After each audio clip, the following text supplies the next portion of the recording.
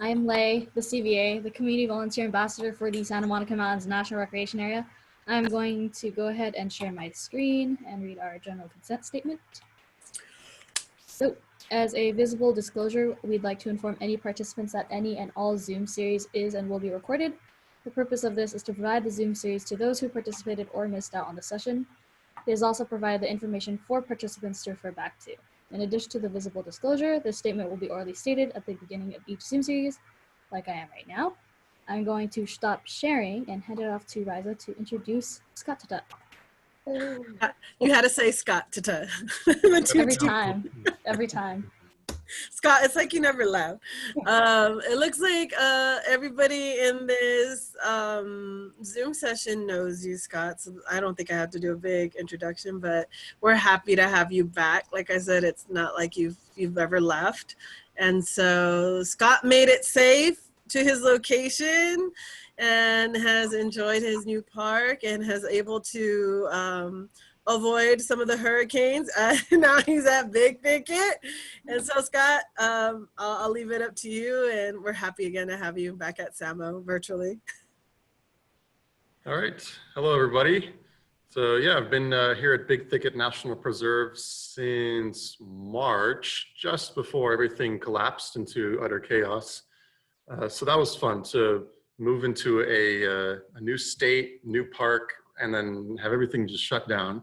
But I've been going with the flow, and the park has been really great in introducing me to the park and to the area. And I'm happy where we live, so it's been fun so far, as fun as it can be during a crisis. But yeah, so that's about 6 months that I've been here at Big Thicket National Preserve, which is in Southeast Texas. And let me start sharing my screen so I can show you what the Big Thicket is all about. Let me just hit the share screen. I think this will do it. Okay, so everyone, you should be able to see my PowerPoint. All right. So Big Thicket National Preserve, as you can tell, like this is an important park for water sports, for plant life, because well, as you can bet, it rains a lot here. Right now, we're having some thunderstorms throughout the day. There's a hurricane developing in the Gulf, but it's going to hit Louisiana most likely, so we're not super worried about it right now. But last month with Hurricane Laura, that one was supposed to give us a direct impact, but it veered to the east just before making landfall. So we definitely got some wind and some rain here, but nothing major, just a few downed trees and tree branches, not a whole lot of damage. But unfortunately, Louisiana did get hit pretty hard. So make sure my mouse is working. There we go. So for a lot of folks, you know, Texas, it means one thing or another, but you know, what comes to mind when you think of Texas? For me, it was the image of like a cowboy hat, the Alamo.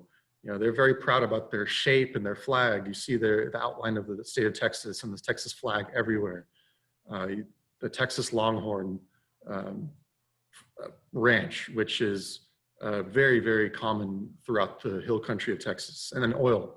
Of course, there's a lot of oil rigs out here. Very important industry in this part of the country. So this is kind of the classic Texas stereotype. You know, remember the Alamo.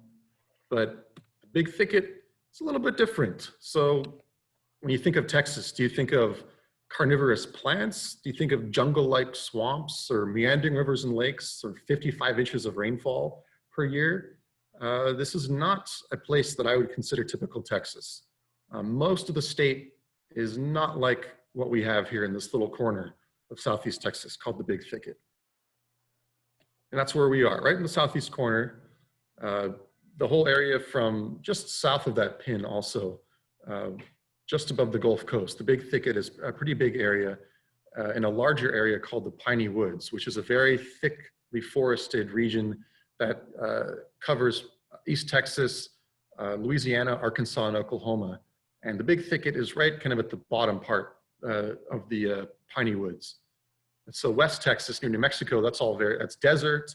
In the middle of Texas, you have the hill country with all the ranches with the Texas Longhorns. And then out in the East Texas, you have Houston, and near Big Thicket is a town called Beaumont. That's our major city, not too far from Louisiana. It's just over the river. And we are on the Gulf, so we do get those hurricanes that come up every now and then. And so what is the Big Thicket? That's the other question we get around here. Like, what is it? Like, what am I supposed to see here? What can I do? Where's the big viewpoint that I can drive to? So, well, there's not really a big viewpoint that you can drive to. It's more of a place where you get out of the car, you walk around, and you just kind of experience the sights and sounds. But you can define it as a biological crossroads. So, and we're the eastern limit of Western species live here, and we also have the western limit of a lot of Eastern species. So if you think of it as like a Venn diagram, and you have the Eastern species and the Western species, and right in the middle, there's some overlap. And that's what the Big Thicket is, because you can have roadrunner and cactus, who were definitely home in Samo. We have a lot of those out there. But Samo, you don't really have alligators or palmettos, but out here we do. So we've got both, this mix. And they're not going to be side by side. You're not going to see an alligator and a roadrunner fighting over territory. But we have parts of the park that have some sandier soils. So you have desert-like plants and it's a bit more open. And you have some parts of the Big Thicket which have lots of water and standing water. And that's where you have alligators, and you might have palmettos and some other Gulf Coast species. And historically, it was this 3.5 million acre forest full of all kinds of plants and creatures. And trying to travel through this type of landscape would have been very difficult. Before this area was settled by Europeans, there were some native peoples that came through here, but a lot of them didn't stay. And even when the pioneers were traveling west to this area, a lot of them went around this, because if you're traveling and you got all of your stuff in some sort of wagon or stagecoach or something, this is not good traveling landscape. You're gonna wanna go around all these swamps. So this area was called the Big Thicket because it was big and it was thick, full of woods. So as I mentioned, we did have some early Indian tribes that lived in the area. There's evidence of some early peoples, like some stone tools that occasionally are found, but none of them remained here for very long. They were just passing through. Not until the 1800s did we have a tribe that actually settled in this area, the Alabama and the Coushatta, who, because they came from a similar area in what is now known as Alabama, they established a village and they merged. So now they're called the Alabama Coushatta tribe. And they are one of, it might be two, there are not very many Indian reservations in Texas. So they're one of the very few Indian reservations in the state of Texas, and they're still here today, just north of the preserve. So they only arrived in this area in the 1800s. So that's pretty recent. Most of the mite migrants that came from the south that wanted to move west went around the thicket, but a few did settle in the thicket and lived off the land. It was very attractive to folks who really, really, really wanted to get away from everything, because we're out here, you are isolated if you're living in the thicket in the 1800s. There's not much coming through this area to help you out. And it was so isolated that even during the Civil War, 1861 and 65, Texas was a part of the United States at that point. Texas seceded to join the Confederacy, but a lot of locals in the Big Thicket area didn't want to fight for the South. They didn't want to fight for the North, they didn't want to fight for the South. They said, leave us alone, this is not our war, we don't want to be a part of it. So they would run, and they hid in the middle of the Big Thicket. And there's a story that some of the Confederate troops found out about that. And so there was a little group of them that was sent into the Big Thicket to round up those deserters. And they found them and they burned down a part of the forest. They caught a few of the people that were hiding. They put them in jail, but those people escaped anyway, and they went back into the Big Thicket. So this story has a little bit of Civil War history to this area, just in the fact that they didn't want to fight for anybody. So they stood up for their, like true Texans, they stood up for their rights and they were independent. And the other question we get at the Visitor Center, like, oh, I thought this was a national park, but you say it's Big Thicket National Preserve. So it's kind of tricky. Everybody, or a lot of folks are familiar with what a national park is, like Yellowstone or Yosemite. It's this big park with a big landmark or some sort of ecosystem that the park is trying to protect. As you see on the left, the definition of a national park is generally, it contains a variety of resources and encompasses a large land and water area. Whereas a national preserve, we protect the same resources, but we do allow hunting as well as mineral and fuel extraction, as long as those activities don't put the resource in jeopardy that the preserve was established to protect. The Big Thicket was established to protect these really diverse plant communities, the dense forest, and that unique landscape where you have those eastern and western species. That was the key catalyst for creating the Big Thicket National Preserve. But we are part of the national park system, one of 419 across the country, and the first national preserve that was established in the country. Big Cypress in Florida was established on the same day as Big Thicket, so they will also say that they're the first. We say we're the first. I don't know. It depends on where they were written in the founding law or whatnot, but 1974 is when Big Thicket was established. And we have a thicket of plant life here. 1,300 species of plants that grow in the Big Thicket. Some grow here, nowhere else in the world. Some of the flowers that I have here, the yellow one on the left, that's the flower of the pale pitcher plant. And on the bottom left, we have bald cypress in the cypress swamp. One of the ones in the middle, the red flower in the middle is the Texas Ralph. I know Ralph knows his flowers, and I'm like, oh, I remember this one, and I already forgot because this was in the spring. It's Indian paintbrush, but not the same one that we have out in California. This was a little bit different. And then, of course, prickly pear cactus on the right. And one of those plants that grows here in Texas and nowhere else is Texas trailing phlox. It's only found in a few counties in Southeast Texas, and they are all encompassed in the Big Thicket.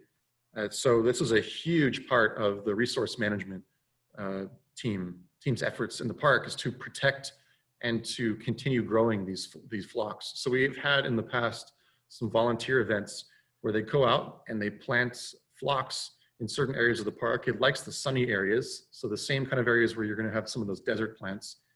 They grow them, and there's a long-term monitoring project. So earlier this year, I got to go out with the resource management team to go and count how many phlox plants we had, and we still had quite a few out there in some of our plots, so that was good. And it's just interesting that we have this plant that grows nowhere else in the world except right here in the Big Thicket, and it's a huge part of our science here in the park. And one of the famous plants that we have in Big Thicket that everyone wants to come and see, that we feature prominently in our programs and all of our brochures and information and website, is our carnivorous plants. We have 4 kinds of carnivorous plants in Big Thicket. There are 5 that grow in North America. And of course, the one that everyone wants to see is the Venus flytrap. And that's the one that we don't have here. That one is in North Carolina and South Carolina. But we have all these other cool ones. The one I have on the right is the pale pitcher plant. And we have these here because some parts of the forest that are very waterlogged, there's a lot of poor soil. And so these plants have evolved to get their nutrients elsewhere by eating insects very slowly. So here's a couple of carnivorous plants for you. On the left, you have the pitcher plant. On the right, sundew. And the pitcher plant, these guys can go pretty tall. Out in the late spring, early summer, when they're kind of at their peak, you can see them there, maybe about 2 feet tall, growing out of these thick bogs where there can just be thousands of them all growing, all trying to attract that one fly that's all buzzing. And you can see this one fly landed on the lip there, and it's tempting fate. It's like, should I go inside? Because there's some nice sweet smells on the inside. There's some nectar down on the bottom. You can imagine at the bottom of the plant, there's kind of this reservoir of this digestive fluid, and apparently it attracts insects. They land on there and they'd say, oh, wonder what that is. I'm gonna go and investigate. Well, the problem is if that fly was to go down that funnel, it's a very slick surface and there's lots of downward pointing hairs that kind of overlap a bit. So if that fly goes down, it can go down very easily, but it will not be able to get back up. And the plant will slowly, very, very slowly digest that insect over the next few days and just kind of absorb the nutrients, and then it'll just kind of leave the skeleton of the bug behind. So on the right, the picture in the middle is kind of gross, but at the end of the season, if you cut one open, that's what you might see, all these little shells of snails and flies and all kinds of things. So when I'm walking on the pitcher plant trail in the park, because we have a great trail where you can walk right up next to them, I always like to kind of lift open the top flap just to see what that plant's been eating over the summer. And you can look in, and some of them are very lucky. They're full of all kinds of bugs and goodies, and others are not so lucky. So they're probably a bit hungrier. But they grow they start growing early spring, late winter, early spring, late spring after we've had a good amount of rain. The sun's really coming out more. They'll just take over. And then they start to die off in late fall. So this time of the year is not the best time to see them, but it's a good time to look inside of them because you might see a lot of creepy crawlies in there. And then on the right, we have these little tiny plants called sundews. These guys are deceptively small. When I first saw these pictures, I was like, oh, wow, those are huge. I want to go see one. Well, next time I take a picture of one of these, I'm going to have to put a coin next to it because these guys are about the size of maybe a quarter or a dime. They're really small. So I had to get really close to get this picture. But they're called sundews because at the end of their leaves, they have these very sticky droplets that look like morning dew on the plant. It's not morning dew though. It's fooling the insect because the insect may go there and think, oh, some dew, I'm gonna go get a drink of water. Well, it's a very sticky substance. And if an ant or if a fly or something lands on that, they're gonna have a really hard time getting off of there. And the plant will almost immediately begin absorbing and begin digesting that insect using some different enzymes. And the insect, well, unfortunately, it's trapped. There are some sundews, not these ones, but some other sundews will actually curl up. They'll curl their leaf over that insect to maximize the contact surface.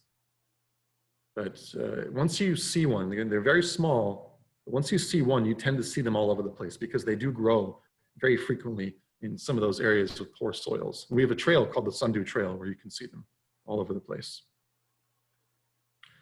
And the other two types of carnivorous plants, butterworts and bladderworts, these ones are not commonly seen here in the park. I haven't seen them yet. I know some people that'll say, oh yeah, go here, here, and here and walk this way and you might see one, but they're not as common, but they still have a similar process. The butterwort plant has a very sticky substance on its leaves. And just like with the sundews, it attracts insects and they'll walk across, they'll land on it. And as soon as they land, it's like an insect trying to walk across a piece of glue. They are just stuck to that and immediately the butterwort will start digesting them. Bladderworts they live on the water and they float on these pods. And as an insect goes by, they open these little trap doors that they have these little pods. And they detect the insect coming by and they'll open up this trap door and it'll absorb all the water and everything near it. And this is a very, very small thing. So these are very tiny insects, but the pod will suck in all those insects or all the water with the insect and it'll get stuck in there and the bladderwort will start to digest that insect. So the Big Thicket is not a place to go if you are an insect, not a good place to be on vacation, but it is an interesting place to watch. If you just go on one of those trails, like the pitcher plant trail or the sundew trail, just to sit there and watch for a bit. The bugs, oh, they love flying around all these plants, and little do they know, they are in extreme danger when they do so. One of my other favorite plants or trees to see out here is the bald cypress, very notable species in our swamps. They have these huge buttressed tree trunks to help them be a little more stable in the swampy environments in which they live. And they frequently have these features called cypress knees. And they're these little stubby knobs that grow out from their roots. Some of them can be pretty tall, though the tallest one I've seen, I think, was about 3 or 4 feet. Most often, they're maybe about 1 foot to 2 feet tall. And depending on where you are, you can see tons of them, as in these pictures here in these swamps, just growing and poking out of the swamp, looking like these little they look like little goblins to me, just kind of growing and living next to all the cypress trees. They're above ground extensions of their roots, but scientists don't fully understand their purpose. They figure that it's most likely that they help the tree stay upright in these swampy, muddy conditions, but they haven't proved that to be true. There was another theory that they help provide oxygen to the roots, but that one is also kind of up in the air. So still unknown. So that's something that we tell our folks that come out here today. It's like, yeah, you know, what do you think these would be for? They're kind of mysterious, and you know, anytime you see one of those, there's going to be a big cypress tree near there. And then, of course, with our plant life, you have our animal life. And a lot of animals find the sanctuary of the dense woods and waters in the Big Thicket. But because of how dense the forest is, it's hard to see a lot of these animals. You'll definitely hear the birds. You'll see lizards. You'll probably see a snake or two as you're walking across the trail. But it's not a great place to go wildlife watching, because it's so dense, and a lot of the animals are out at night, so they're in very hard to reach parts of the forest. But if you're lucky, you might have some interesting encounters. I recently had an encounter with a river otter, which was pretty surprising in one of our little swampy areas. Definitely seen my fair share of snakes so far, and an alligator. But we do have some beautiful birds, like we have I think they're pretty common out here, but I still haven't gotten over them. The cardinal, very bright red bird. I'm still waiting to see a roadrunner. I haven't seen one of those yet, but we have lots of frogs, and the symphony of frogs and insects out here on summer evenings is so loud. It's incredible just to sit and listen to the life in the forest. In fact, if you go to one of those swamps, like the swamp here with the cypress knees, where I took this picture, the sound of the birds, the frogs, the bugs, it was so loud for being out in nature. It was an incredible loud natural symphony. It was pretty interesting to listen to. So why visit the Big Thicket? Well, kind of like Samo, you know, where we're coming from, you can explore the outdoors year-round here. Yes, it will be very hot and humid in the summertime, and you may have to deal with some thunderstorms and some bugs. But if you go early enough in the morning or out in the evening, it's comfortable. But we're really an year-round outdoor recreation destination. So we have about 40 miles of hiking trails that wind their way through the woods.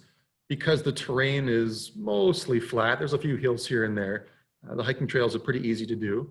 And we have some boardwalks that our trail crews have built that go over some of these swampier areas. Like on the left, that's a picture of our pitcher plant bog. So there's some little pitcher plants growing there, and the boardwalk will take you over that because that area is always wet and muddy.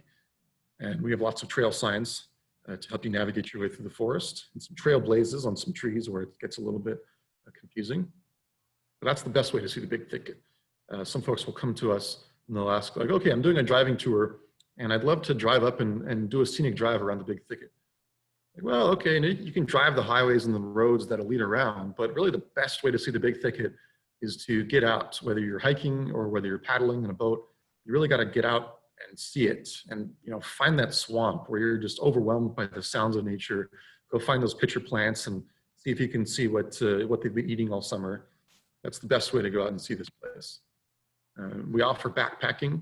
We don't have any campsites here. We don't have any backcountry campsites, but most of the preserve, you can just get off trail and camp wherever you want. We do have some long distance trails that are 17 or 18 miles round trip. Just hike back as far as you want, set up camp, and enjoy your time out there in the thicket, away from civilization.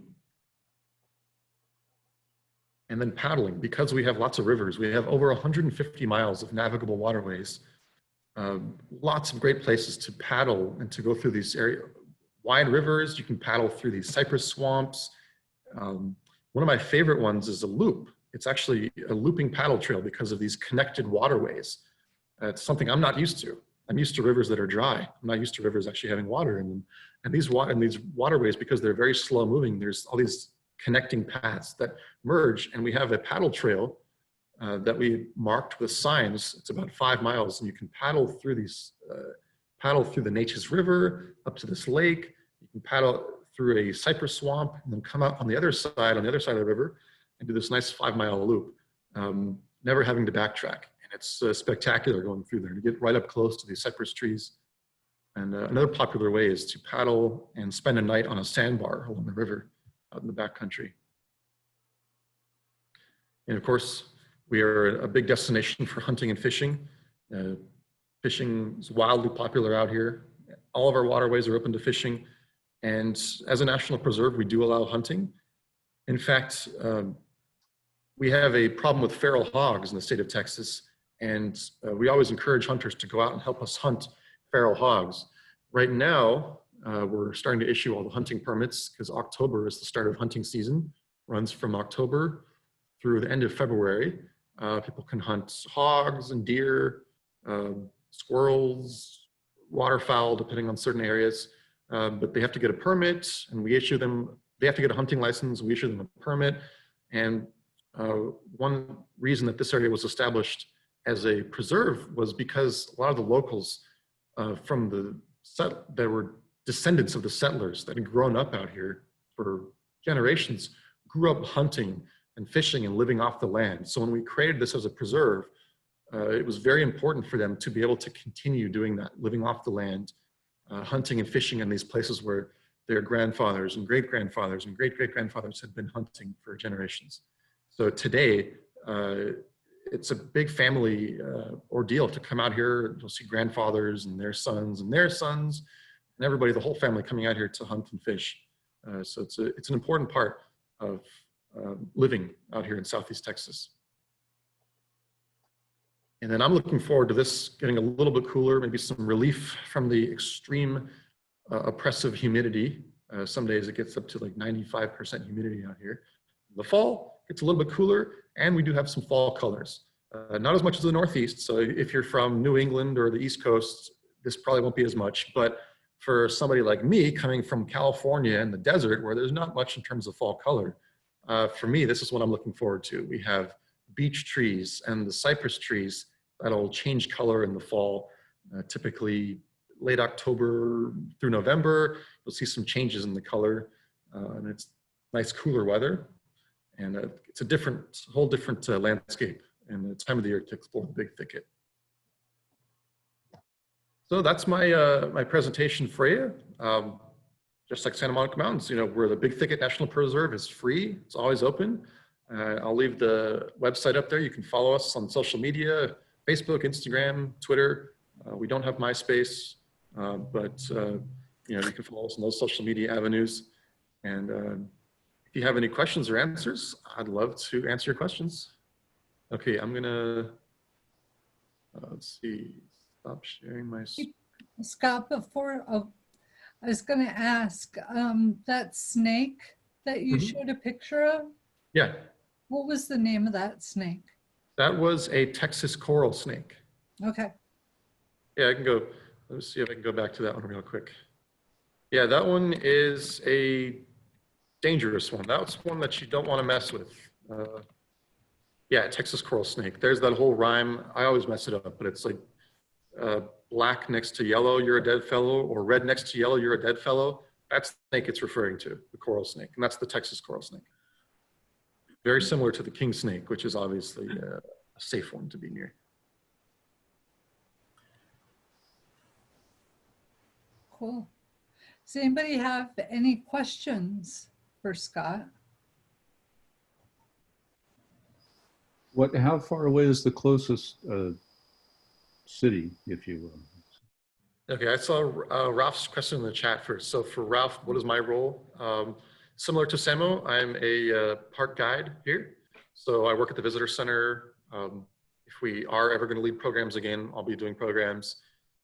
Lately, I've been working a lot on the website and the NPS mobile app. So I've just been developing a lot of content and also just getting out and taking pictures. So we can have some pictures that we can use for the website, for the app, and for our other published media. Species of fish, I'm not as familiar with the fish, but lots of catfish. I don't know as much about the fishing though. I haven't been able to get out. I'm not a fisher person, so I don't know a whole lot about the fish yet. But catfish is a very popular pastime out here. And then Carrie, you had a question.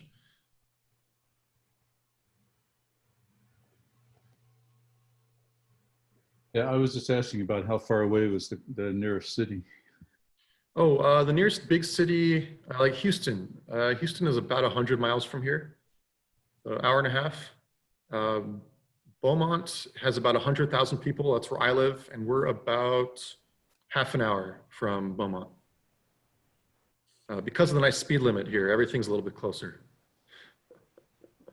Speed limits on some of the highways through the park are about 75, and a lot of folks will go a lot faster.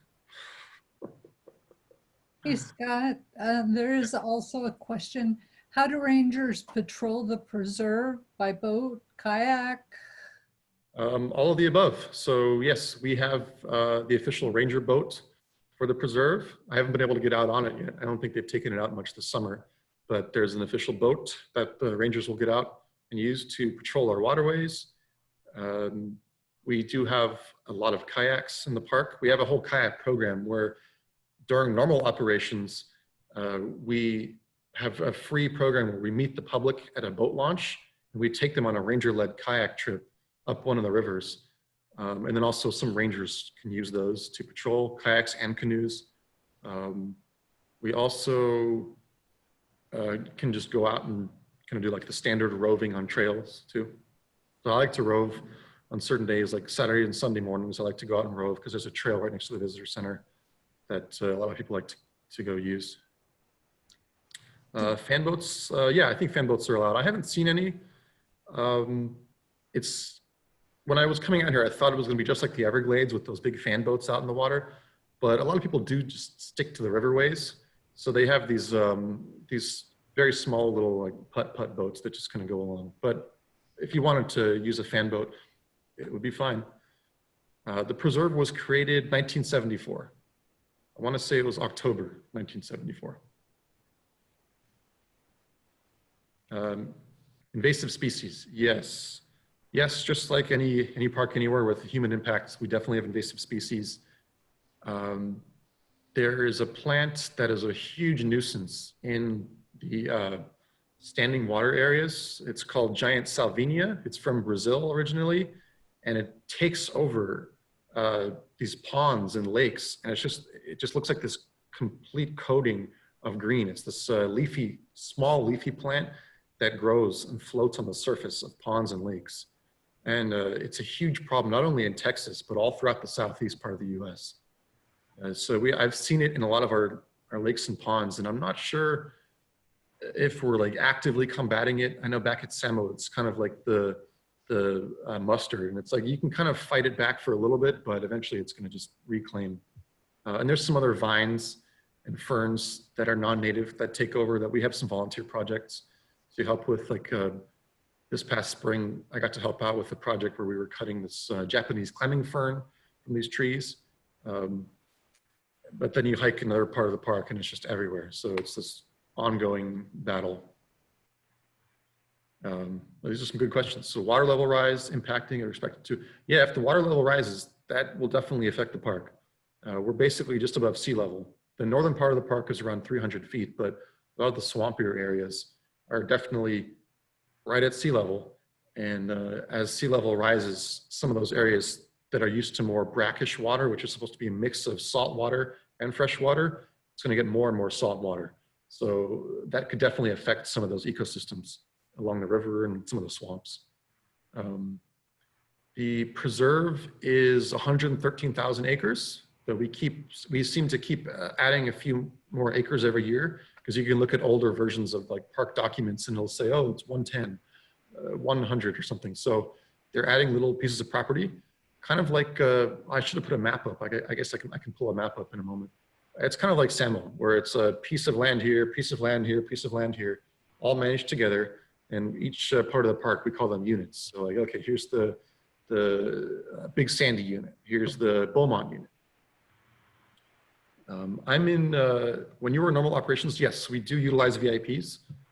We have volunteer that'll work the desk. We have volunteers that do trash pickup days for us, because we have some day use areas that we like to help keep clean. So we have some volunteer flash mobs where we'll bring trash bags. Anybody can show up and help us pick trash. Right now, even during the pandemic, we have this intern and volunteer-led native plant nursery, where they're growing some native plants for some restoration. So yeah, we have some nice volunteer projects here. Pythons, I don't think we have those out here. I know in Everglades that's a problem, like or I don't know if it's a boa constrictor. There's a problem snake in South Florida, but I don't think we have pythons here. And kudzu, I feel like we could definitely have more kudzu. I've seen a little bit of it here and there, but thankfully it's not nearly as big a problem as it is in other parts of the South, like Tennessee, North Carolina, huge kudzu problems out there. Yeah, we have volunteers from all over. What's nice is because we have a lot of people that live right next to the park, and a lot of them have taken it upon themselves to kind of take care of the park. And before they were kind of doing it unofficially. And then, you know, we got talking to these people and they say, okay, thanks for taking care of the park. How would you like to do it in an official capacity? So we sign them up, and there's some folks that are out there, you know, picking up trash and talking to people. We have some volunteers that come from Beaumont because we bring in some groups from the inner city to do a paddle trip with our canoes or kayaks. And so it's kind of a two-part program. For the first part, they'll come out with us, they'll paddle, we'll give them a ranger-led paddle trip for free. And then for the second part, they'll help us with a volunteer project, like picking up trash, planting native plants. So it's a neat little program that we have there. Which biting insect do I hate the most? Oh, I have had, well, mosquitoes I knew I was getting into. I had really bad tick infestation where I got attacked by like 30-something tick larvae over the summer on one day. That was a fun day. Tick larvae are about the size of like a crumb. So I didn't realize it until I got home and I saw them all over my leg, and they were all attached to me. So that's right up there. But the most painful one that I've had so far is a horsefly. Mosquitoes, you don't really feel them biting you, but a horsefly, they have sharp teeth. And I was hiking and I landed on my shoulder and it just drilled right through my shirt, bit me, and man, that thing was painful. You look over and this thing is attached to you and it's like this big. Ugh. Yeah, so I'd say horseflies are the ones I hate the most. We have chiggers. Chiggers? Chiggers. Yeah, there are chiggers here. I haven't encountered any yet. Hopefully that stays the way that is. So yeah, there's a lot of things out here that are looking to get you. Back home, anywhere else I've camped, I have never used bug spray. I thought, no, I don't want to breathe in those toxic chemicals. I don't need it. No, here I use the 100% maximum hunter level bug spray when I'm out there. It's necessary. During the summertime, at least. I don't know other parts of the year, but in the summer we were out putting some signs in some of the trails, and yeah, we were getting attacked. War zone in the summertime. Fires are not a huge issue, though some of our longleaf pine areas do need fire. We actually do prescribed fires every 3 to 5 years in the pine heavy parts of the forest. Longleaf pine needs fire. It helps clear out the brush on the forest floor. It encourages new growth from the longleaf pines. So naturally, there's supposed to be natural fires from all the lightning that we get here in the summertime. Lately, the past few years, I don't think they've had any lightning-caused fires. So they've had to do a lot more prescribed burns. But we do have brush clearance here. Like the fire crew just did a whole bunch of brush clearance around the visitor center and headquarters. I wouldn't say it's nearly as dangerous as it is back in California, especially at the moment, but it's something that we keep an eye on here. Geological features, not a whole lot of geological features. I know in the northern part of the preserve, there's a little more topography, so we do have some river carved cliffs.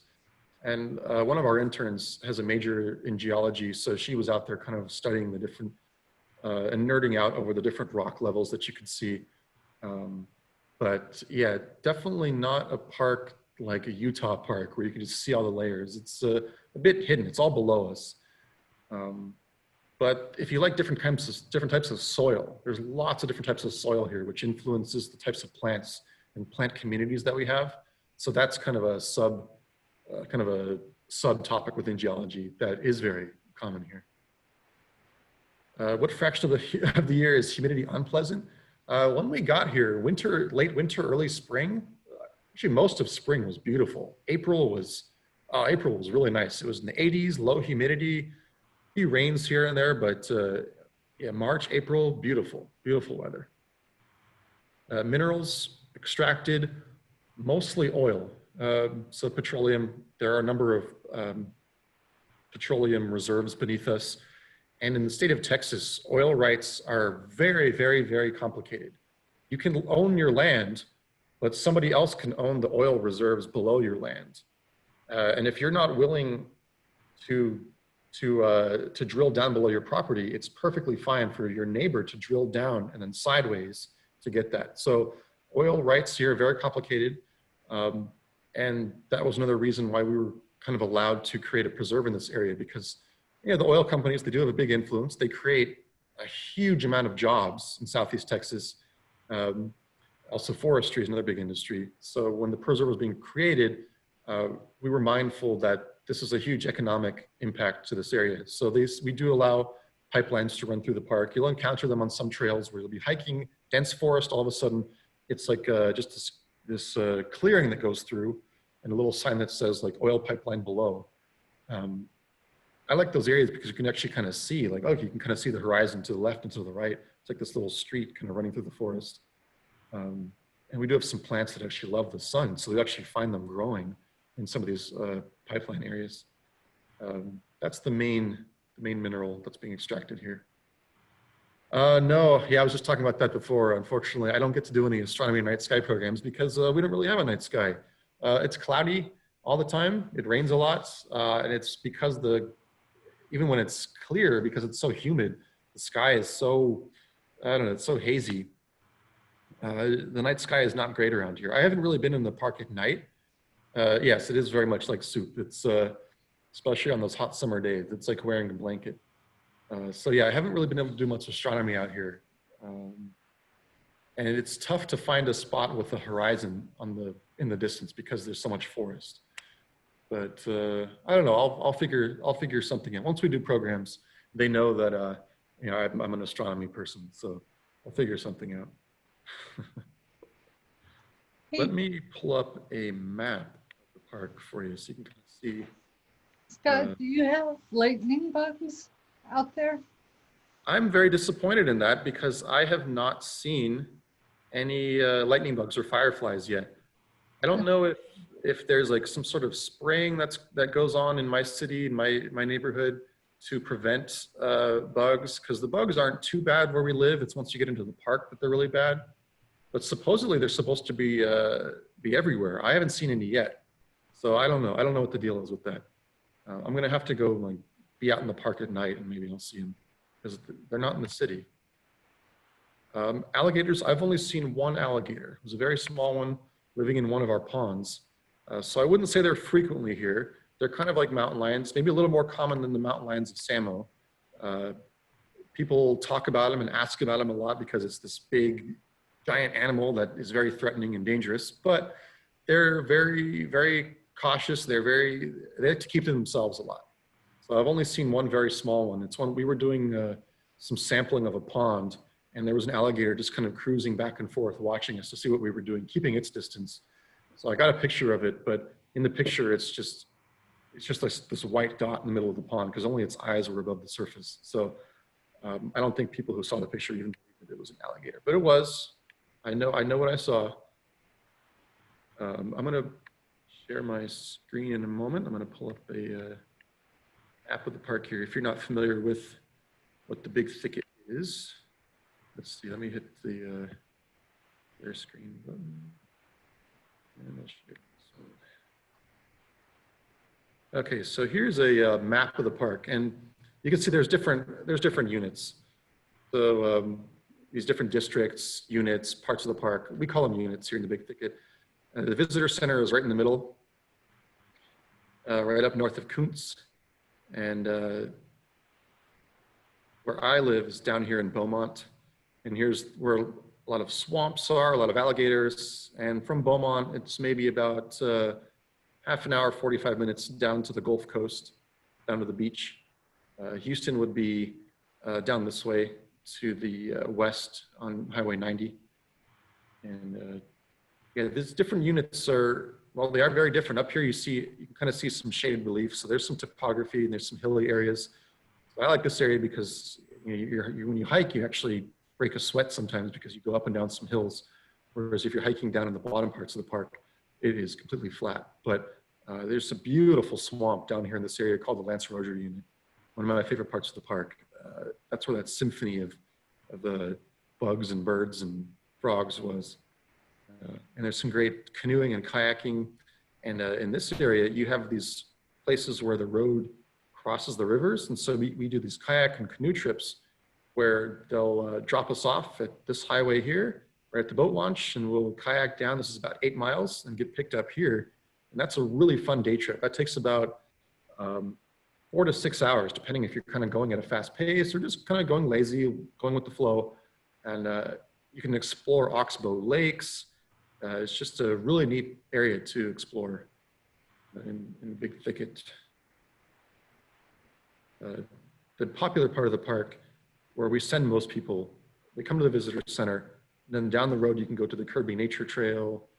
You can go see the Pitcher Plant Trail. The Sundew Trail is where our carnivorous plants are. Then the rest of the area in between here is a mix of private residential property and forest company property. So there's a lot of lumber companies around here that grow pines very quickly, and they harvest them and then replant right after. So how long is the park stretched out mile-wise? If you were to drive from down by Beaumont all the way up to the northwest section? I know that would take you at least an hour to get from Beaumont to the top of the big Sandy Creek unit over here. Definitely an hour. Let's see, I live in Beaumont, and it's 30 miles to the visitor center, nearly 30.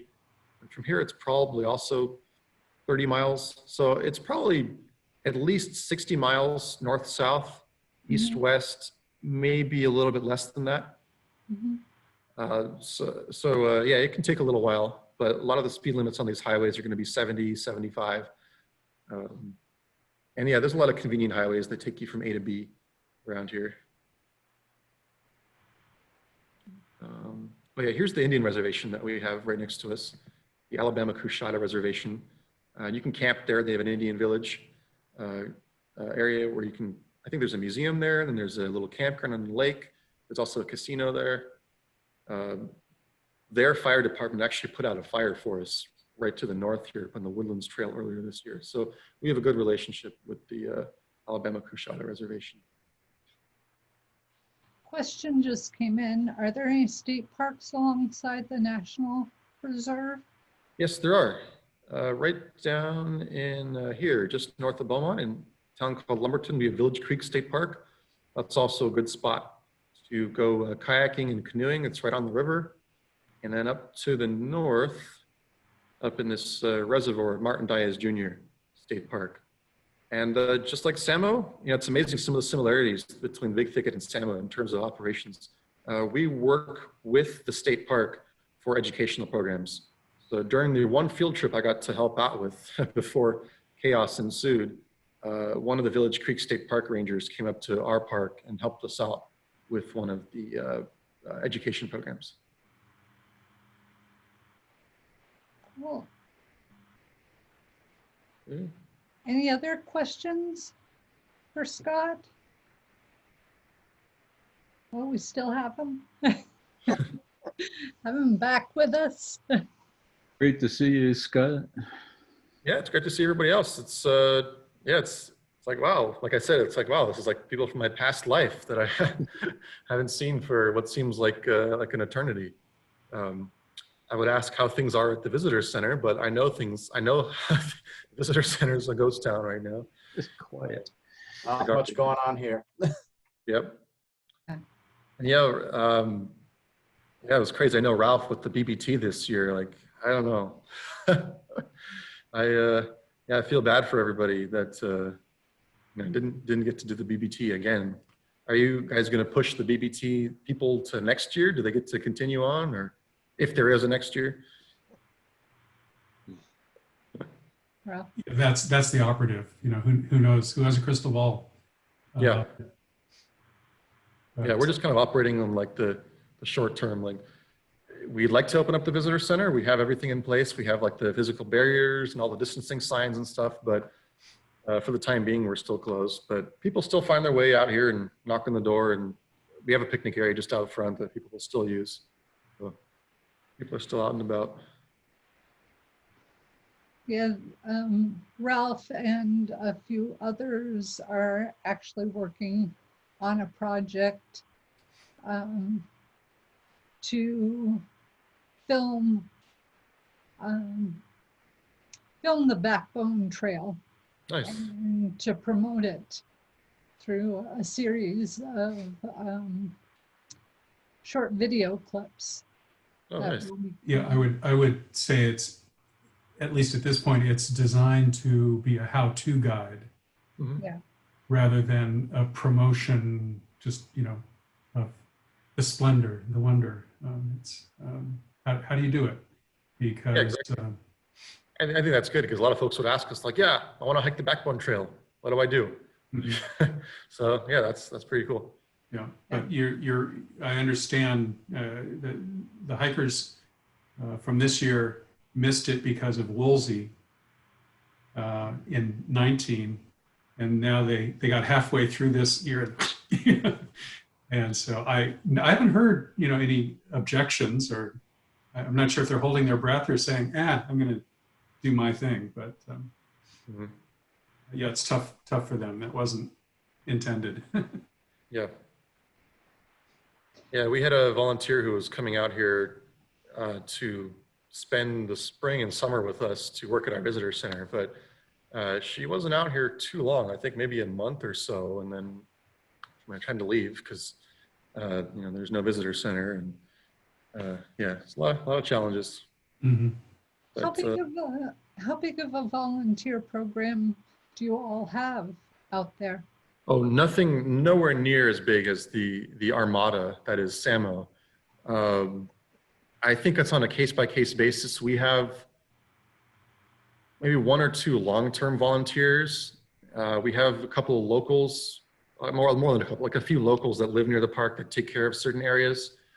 And then we have a lot of drop-in volunteer days, like the flash mob trash cleanups, as well as the group projects for like, those are more like kind of youth oriented, like high school teenagers or college age kids that'll come in for those one day like paddle trip and volunteer project things. So it's at its most maybe a couple dozen, but it's a small scale project. But we do have a volunteer coordinator here. Great. Are there any anthropological sites from indigenous peoples or early settlers? There might be some of those. I know there's some sites where they've found some artifacts, like some stone tools, but as far as I'm aware, I don't think we have any sites that are, you know, where you can go to and immediately see it. So I'm sure it's documented somewhere, but yeah, it's just because of the nature of the forest, it's so hard to find those things. So the preserve was created to protect kind of the flora and fauna. That's more of the enabling legislation than any human history, right? Yes. Okay. Yeah, it was the unique species and the plant communities and the fact that everything is all kind of meshed together in this area. That's that was the main reason for the preserve. And interesting birds. I know cardinals for me, I think those are cool just because I like that they're bright red, at least the males. Seen lots of turkey vultures out here. There's some vultures with a black head. I don't know what species those are. It's like an eastern vulture, I think. Black vultures. Black vulture, yeah, I've seen lots of those. Unfortunately, some of the animals like armadillos like to cross the road in the middle of the night and they get hit by cars. So you'll see vultures all over the sides of the road doing the cleanup work for us. Some other interesting birds. No, I guess I really haven't. I know this area is huge for birders, because this area is a popular spot during the spring migration, but I haven't really been able to get out and see some of those cool birds yet. Along the waterways, I have seen some, and I'm terrible. I don't know if it's like a heron or an egret, but huge birds just along the waterways. Some of them, looking for crayfish or other creatures along the water. No, unfortunately, I have not seen the ivory-billed woodpecker. I should have talked about that in my program. It's they virtually extinct. I mean, they think it's pretty much extinct. I think there was one ivory-billed woodpecker that was seen in Arkansas or something a few years ago, but out here, yeah, they're extinct. This really big woodpecker. We do have some other woodpeckers like red cockaded woodpeckers. I've seen, I don't know if it was one of those. I have seen some woodpeckers, but yeah, not the famous ivory-billed woodpecker. If I saw one of those, that would be big news. Yeah, that's one of our local endangered or extinct species, along with the Louisiana black bear, which is a subspecies of the American black bear. This area, black bears were hunted to local extinction in this area. They suspect some have come over from Louisiana, but they haven't really seen any evidence of that. And we do have big cats, mountain lions and bobcats, but those are super rare. Yeah, you don't really hear much about those. Every now and then someone will say that they got a picture of one on a game camera, but some of those big mammals, the only big mammal that's commonly seen around here is white-tailed deer. But we do have fox and bobcat and coyote and badger, but yeah, those are pretty rare.